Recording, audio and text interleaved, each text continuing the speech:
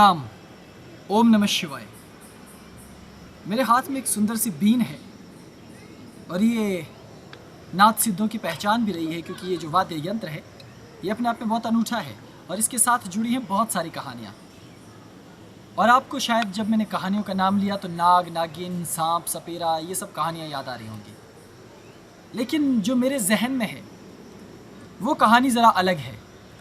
वो कहानी जुड़ी है अनहद नाद से। अनहद नाद ब्रह्मांड का नाद है और हमारे भीतर का नाद है, और नाद के कारण ही नाथ सिद्धों ने अपने गले में जनेऊ पहना और उसमें एक छोटी सी नादी रखी, और कौलाचार्यों ने बड़ी बड़ी फूंकनियाँ बनाई जिनको नादी कहा जाता है, और एक विशेष छोटा सा लघु वाद्य यंत्र बनाया जो आगे से बांसुरी जैसा है और पीछे से इसमें कलश है और उसके पीछे से इसमें वायु फूंकने के लिए स्थान है। इसे बीन कहते हैं। ये नाद का प्रतीक है, हमारे भीतर के नाद का, ब्रह्मांड के नाद का, सर्वत्र नाद का।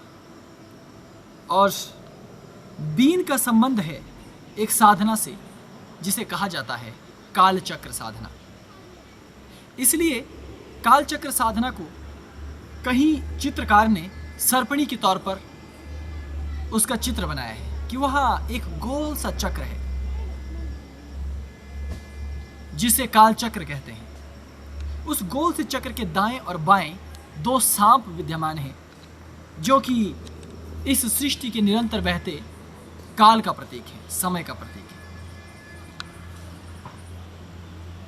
ये कालचक्र क्या है? सृष्टि के आदि से अभी तक का जो काल है उसे कालचक्र का एक हिस्सा कहा जा सकता है, क्योंकि कालचक्र का तात्पर्य है जब ये सृष्टि बनी और जिस दिन इस सृष्टि में महाप्रलय आ जाएगी और संपूर्ण सृष्टि का विनाश हो जाएगा, तो इस पूरे एक दौर को, पूरे एक समय के इस चक्र को कालचक्र कहा गया। और ये कालचक्र बेहद अनूठा और बेहद अभूतपूर्व होता है। तो अनेकों ऋषियों ने गुरु शिष्य परंपरा से, मौखिक रीति से काल साधना, काल से जुड़ी साधना और स्वयं महाकाल की साधना को अहम स्थान दिया और महाकाल साधना को ही सर्वोच्च साधना कहा। और भगवान शिव का एक स्वरूप है महाकाल। वैसे तो महादेव का स्वरूप क्या है ये कहा नहीं जा सकता। वो तो दृश्य भी है, वो तो अदृश्य भी है, वो तो स्थूल भी है, वो तो सूक्ष्म भी है। इस प्रकार से शिव का आदि और अंत किसी ने नहीं पाया, और शिव का ही पर्यायवाची नाम है ईश्वर, और उन्हीं को कहा जाता है ब्रह्म, भगवान, परमात्मा, जो नाम आप उसे देना चाहिए। तो जब इस सृष्टि का निर्माण इस रचनाकार ने किया, तब से लेकर इस सृष्टि के अंत तक को हमने कालचक्र कहा। तो इस काल की जो गति है, इसकी जो सीमाएं हैं, वो ब्रह्मांड में कैसे चलती है, वो ब्रह्मांड में कहाँ स्थित है, इस सब का ज्ञान एक कालचक्र के भीतर निहित होता है। लेकिन इतनी छोटी सी बात नहीं है कालचक्र की। कालचक्र बहुत रहस्यमय है, और मैं पूर्व कालचक्र का रहस्य और समय चक्र का रहस्य प्रकट कर चुका हूँ, और उसकी साधना के महत्व को भी आपको बता चुका हूँ। जो भी संगीत है, संगीत का सीधा संबंध कालचक्र से जुड़ा रहता है, और नृत्य का भी कालचक्र से गहरा नाता है। इसका कारण है कि सृष्टि के निर्माण को परमात्मा का विलास कहा गया। ये कहा गया कि जब ये सृष्टि परमात्मा ने बनाई तो वो अकेले थे। एको अहम बहुश्यामा, मैं एक हूँ, एक से अनेक हो जाऊँ, ऐसी उन्होंने धारणा की, ऐसा उन्होंने विचार किया और संपूर्ण सृष्टि को बनाया। योग माया उसमें आई। पहले एक थे, फिर अर्धनारीश्वर हुए, फिर दो हो गए, फिर बहुत होते होते ये संपूर्ण सृष्टि बन गई। आप जो देख रहे हैं, मुझे, घास, पत्ता, जड़, जंगल, जमीन, टोकरी, बीन, ये सब परमात्मा का ही अंश है, उससे ही जुड़ा हुआ तत्व है। उससे अलग इनकी सत्ता नहीं है और ना ही हो सकती। लेकिन कालचक्र ये कहता है कि परमात्मा एक भिन्न है, भिन्न सृष्टि। वो अलग होते हुए भी सर्वव्यापक है और अंत करने वाला भी वही है। वो सर्वत्र है, लेकिन सर्वत्र होते हुए भी अपने आप को प्रपंच से अलग रखता है, और प्रपंच में भी। तो इसे समझना जटिल तो है ही, लेकिन कौलांतक संप्रदाय के साधक सिद्ध इसे शब्दों में या तर्कों में या ज्ञान मार्ग से नहीं समझते। जैसे कि आमतौर पर ज्ञान मार्ग में होता है कि ब्रह्म कौन है, तो उस पर लंबी व्याख्या, आत्मा क्या है उस पर लंबी व्याख्या, तो व्याख्याओं का दौर चलता रहता है। किंतु यहाँ ऐसा नहीं है, यहाँ बात कुछ और है।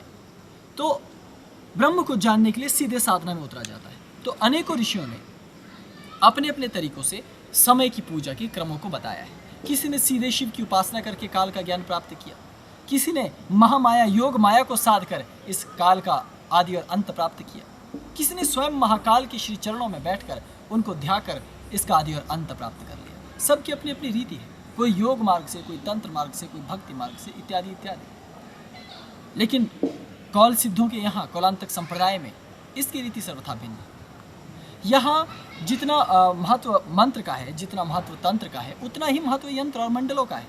बिना यंत्र के किसी इष्ट की साधना आराधना नहीं होती। इसलिए बड़े बृहदाकार मंडल बनाकर, जिसे काल चक्र यंत्र कहा जाता है, उसकी उपासना और पूजा होती है और उस साधना आराधना को एक संगीत और नृत्य के साथ उसे निर्मित किया जाता है। क्योंकि नृत्य का तात्पर्य है सृष्टि का निर्माण करना और संगीत का तात्पर्य है नाद के साथ सृष्टि का निर्माण करना और नाद के साथ इस सृष्टि का अंत करना। कहा गया कि जब सृष्टि पैदा हुई तो नाद भी पैदा हुआ, जब काल पैदा हुआ तो उसके साथ सब कुछ पैदा हुआ।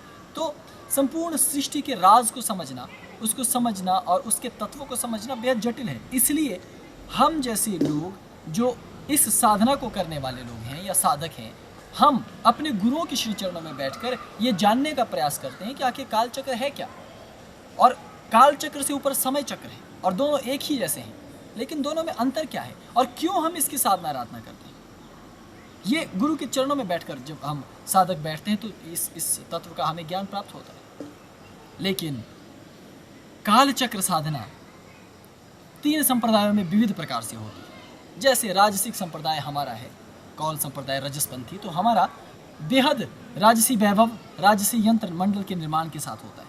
लेकिन कुछ तामसिक मंडल की उपासना करने वाले हैं, उनके यहाँ उसकी अलग निकृष्ट विधियाँ हैं, लेकिन उनके लिए वो उत्तम है, इसलिए मैं उस पर ज़्यादा टीका टिप्पणी नहीं करूँगा।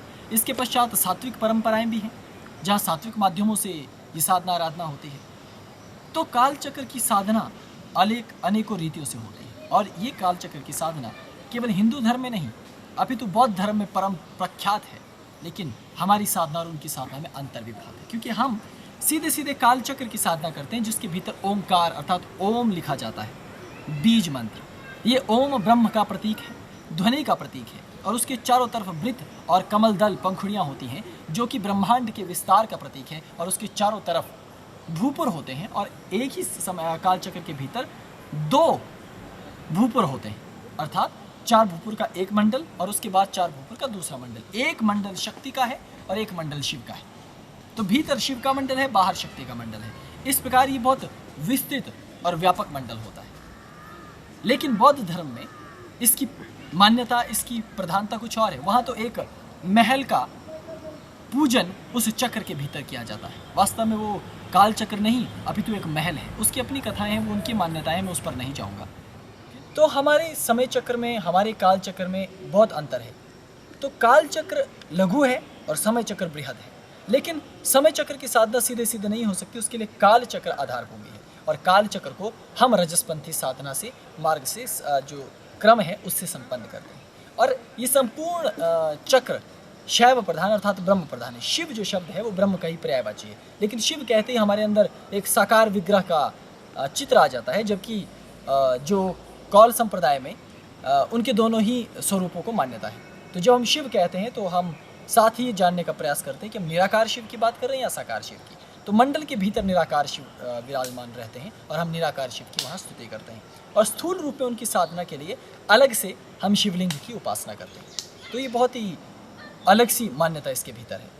लेकिन बाकी मंडल में अनेकों शक्तियों के स्वरूपों की उपासना होती है, जो विविध प्रकार के ऐश्वर्यों, कलाओं और विविध प्रकार की जो विलास हैं उन और विद्याएं हैं उनका प्रतीक हैं और प्रतिनिधित्व करती हैं। तो इस प्रकार से बहुत रहस्यात्मक है कौलांतक संप्रदाय का काल चक्र, और ये काल चक्र हमें जीवन और मरण से उस पार जाने के लिए प्रेरित करता है। और ये मान्यता है कि काल चक्र की उपासना से संपूर्ण सृष्टि में शांति रहती है और साधना करने से सत्युग की स्थापना होती है। इसलिए निरंतर साधक कालचक्र साधना का अभ्यास करता है, अपने गुरु से सीखता है और इसे बृहद रूप में संपन्न करने का प्रयास करता है।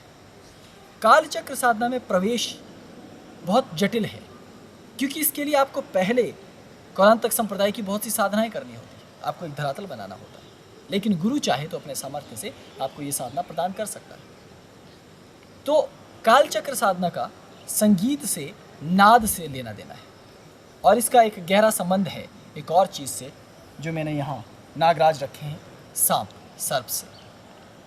क्योंकि कौलांतक संप्रदाय में काल को सर्पिणी के रूप में दिखाया जाता है। मैंने इसे पूर्व भी विश्व भैरव जब महोत्सव हुआ था तब भी बहुत बृहद रूप में बड़े विस्तार से समझाया था कि कैसे दो सर्पणियां आपस में लिपटी रहती हैं।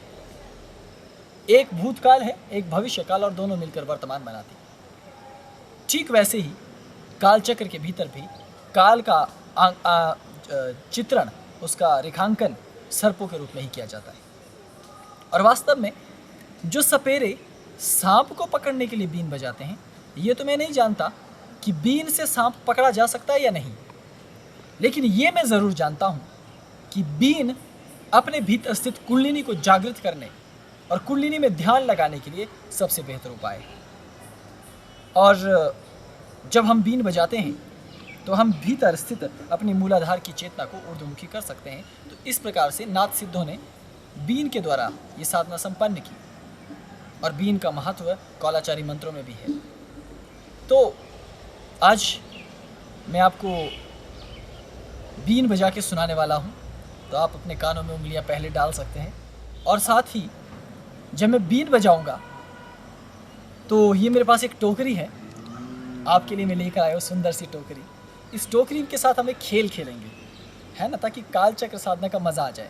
तो ये टोकरी हम यहाँ रख देंगे और फिर बीन बजाएंगे, है ना, और एक मधुर सी बीन बजाएंगे, मधुर सी धुन। पहले मैं बजा कर देखूँ।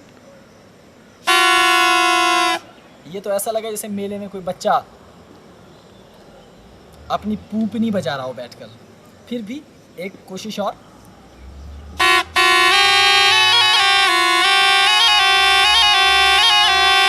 इसका मतलब ये बजती भी है, क्योंकि मुझे मालूम है आप में से बहुत लोग सोच रहे होंगे ये प्लास्टिक की है, बजती तो है नहीं, इसलिए मैंने बजा के सुना दिया आपको।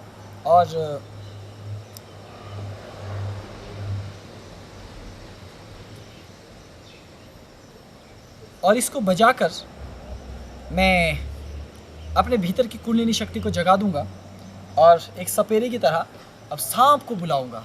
आप सोचेंगे सांप कहाँ से आएगा, इधर से आएगा या इधर से आएगा या इधर से आएगा या उधर से, पर सांप आएगा ज़रूर। लोग कहते हैं सांप आता नहीं है ना, आज हम आपको सांप बुला के दिखाएंगे। देखिए, ऐसे बीन को पकड़ के आप भी अभ्यास कर सकते हैं। आपको लगेगा कि आज ये हम क्या कह रहे हैं।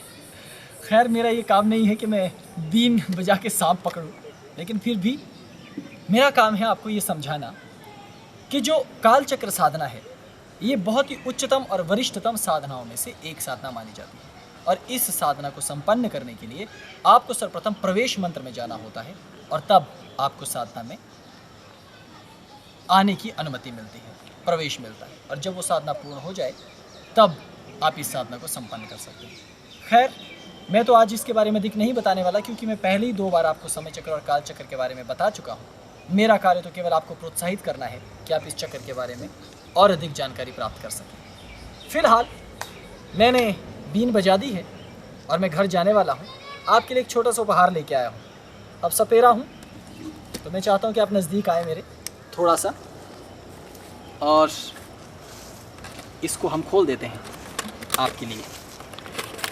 ये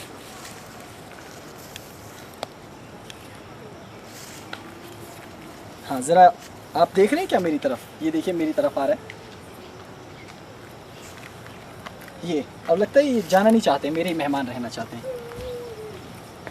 अब हम बीन बजा रहे हैं। खैर,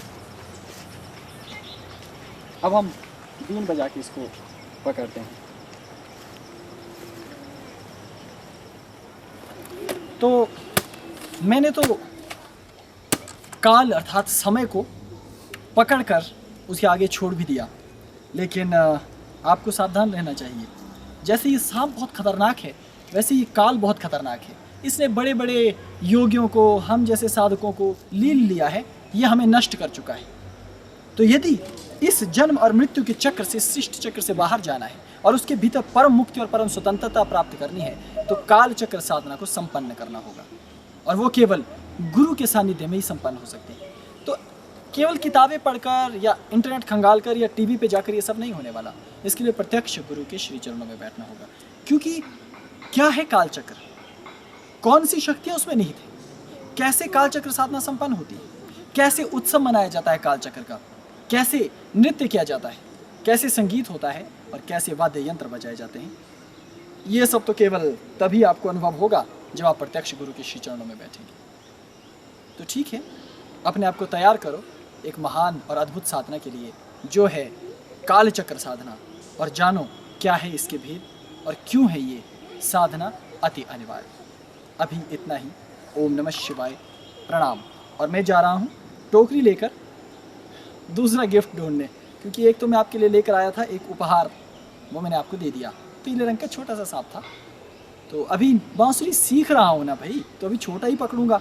जब बड़ा सांप पकड़ना होगा तो मुझे थोड़ा परफेक्ट होना होगा। जब मैं इसे अच्छी तरीके से सीख जाऊंगा बीन बजाना, तब आपको एक बड़ा सा अजगर पकड़ के दिखाऊंगा। और जब तक मेरा बड़ा वाला अजगर नहीं मिलता है, तब तक आप साधना कीजिए, मैं बीन बजाने की कोशिश करता हूँ फिर से। ठीक है, ऐसे।